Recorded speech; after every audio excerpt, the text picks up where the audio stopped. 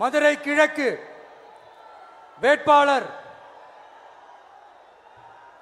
விஜய். இன்னும் முடிக்கல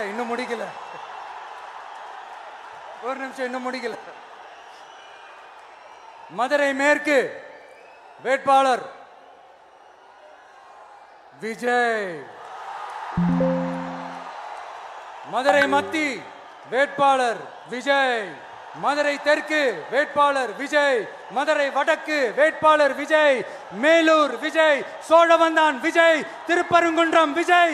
திருமங்கலம் விஜய். உசலம்பட்டி விஜய்.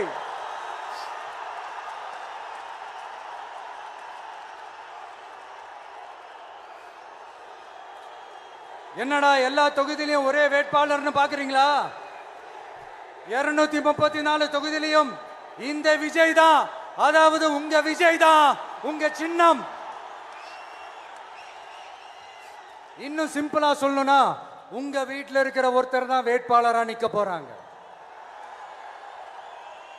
அந்த வேட்பாளரும் நானும் வேறு வேறு இல்லை. நீங்க அவருக்கு ஓட்டு போட்டீங்கன்னா எனக்கு ஓட்டு போட்ட மாதிரி, இந்த முகத்துக்காக நீங்க ஓட்டு போட்டீங்கன்னா உங்க வீட்டில் இருக்கிற உங்களுடைய வேட்பாளர் ஜெயிச்ச மாதிரி. என்னடா இவர் ஏதோ ஓவரா சொல்றாருன்னு நினைக்க வேணாம். பிராக்டிக்கலா அப்படிதான் இருக்கும், அப்படிதான் இருக்கணும். நீங்களும் அப்படிதான் நினைப்பீங்கன்னு நான் நம்புறேன். ஏன்னா இது நம்மளை விட நம்ம எதிரிங்களுக்கு இன்னும் நல்லாவே தெரியும். அதனால எல்லாம் இந்த அதிகார பலம் எல்லாத்தையும் தூக்கிட்டு வந்துருவாங்க.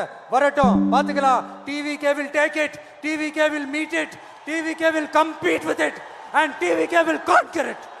TVK will conquer it.